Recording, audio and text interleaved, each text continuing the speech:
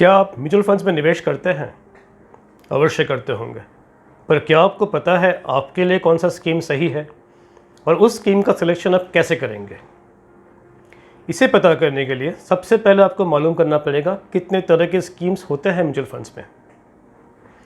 Mutual fund में जितने भी तरह के स्कीम्स होते हैं, इन्हें हम दो कैटेगरीज में क्लासीफाई कर सकते हैं: debt mutual funds, equity mutual funds. एक तीसरा कैटेगरी भी होता है जिसे हम हाइब्रिड्स कहते हैं, जो इक्विटी और डेट दोनों के मिक्स होती है।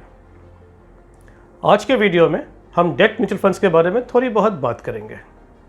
नमस्कार दोस्तों, मेरा नाम सुदीप्ता सेनगुप्ता है। मैं एक इंश्योरेंस और म्यूचुअल फंड डिस्ट्रीब्यूटर हूँ। डेट म्यूचुअल फंड्स क्या होते हैं? डेट म्यूचुअल फंड्स एक तरह के म्यूचुअल फंड्स हैं जो डेट इंस्ट्रूमेंट में निवेश करते हैं। अब ये डेट इंस्ट्रूमेंट क्या होते हैं?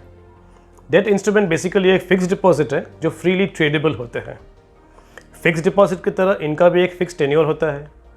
फिक्स डिपॉजिट की तरह इनका भी एक फिक्स्ड इंटरेस्ट होता है, जिसे एक कूपन कहते हैं।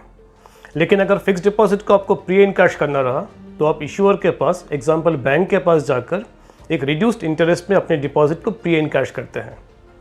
डेट इंस्ट्रूमेंट को अगर आपको प्री इन कैश करना रहा तो आप सेकेंडरी मार्केट में जाकर उस दिन की प्रीवेलिंग एनएवी में अपने इंस्ट्रूमेंट को प्री इन कैश करते हैं। अब ये डेट इंस्ट्रूमेंट भी कई तरह के होते हैं।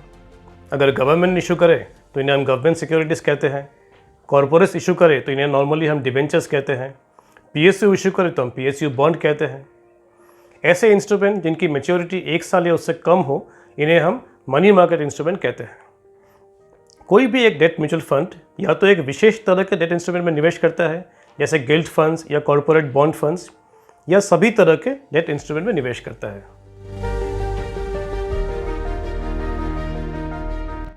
डेट फंड के रिटर्न्स हम उसकी यील्ड टू मैच्योरिटी या YTM से पता लगा सकते हैं। किसी भी फंड में अगर हम उस फंड की एवरेज मैच्योरिटी तक निवेशित रहते हैं तो हमें उस फंड की YTM माइनस एक्सपेंसेस मिलने की संभावना है।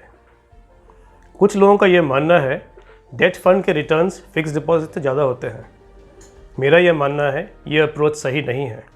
इनफैक्ट डेट फंड की जो मेजर अट्रैक्शन है वो है इनकी टैक्सेशन।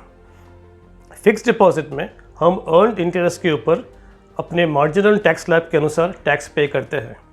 अर्थात अगर हम हाईएस्ट टैक्स ब्रैकेट में हैं, हम ज़्यादा टैक्स पे करेंगे। अगर हम कम टैक्स ब्रैकेट में हैं, लो टैक्स ब्रैकेट में हैं, कम टैक्स पे करेंगे। डेट फंड्स में हम कैपिटल गेन्स टैक्स पे करते हैं। इनफैक्ट अगर हम 3 साल से अधिक निवेशित रहते हैं तो डेट फंड की जो long term capital gains tax होती है वो फिक्स डिपॉजिट के इनकम टैक्स से काफ़ी कम होती है। इससे फंड का रियल रिटर्न ज़्यादा होता है। क्या डेट फंड्स रिस्की है? इक्विटी फंड्स की तुलना में डेट फंड्स की वोलेटिलिटी रिस्क काफ़ी हद तक कम होती है, और अगर आप अपने इन्वेस्टमेंट होराइजन और फंड की एवरेज मैच्योरिटी को मैप करके निवेश करते हैं तो आपकी वोलेटिलिटी रिस्क काफ़ी हद तक कम हो जाएगी। कभी कभी ऐसा भी होता है कोई डेट फंड का 1 या 2 इंस्ट्रूमेंट डिफ़ॉल्ट कर जाए। हालांकि ये रेयर है, पर ऐसा हो सकता है। ऐसे में आपकी रिटर्न्स कम हो जाएगी।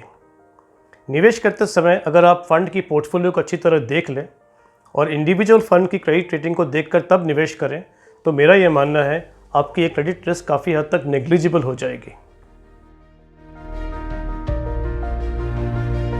क्या आपको डेट फंड्स में निवेश करना चाहिए? डेट फंड्स लिक्विड भी हैं और टैक्स फ्रेंडली भी। अगर आपको इक्विटी की वोलेटिलिटी से बचना है और आप मॉडरेट टू लो रिटर्न्स में सेटिस्फाइड हैं तो मेरे विचार से डेट फंड्स आपके लिए एक अच्छा इन्वेस्टमेंट ऑप्शन है। निवेश करने से पहले फंड की पोर्टफोलियो और अपना इन्वेस्टमेंट होराइजन का अवश्य ध्यान रखें। दोस्तों, म्यूचुअल फंड सीरीज़ में ये मेरा पहला वीडियो था। ये सीरीज़ का उद्देश्य कोई एग्जॉस्टिव नॉलेज या एक्सपर्ट एडवाइस देना नहीं है, बल्कि म्यूचुअल फंड में निवेश करने के लिए जो मिनिमम रिक्वायर्ड नॉलेज है उसे आपके साथ शेयर करना। नेक्स्ट वीडियो में मैं इक्विटी फंड्स के बारे में थोड़ी बहुत बात करूँगा। तब तक के लिए आज्ञा दीजिए।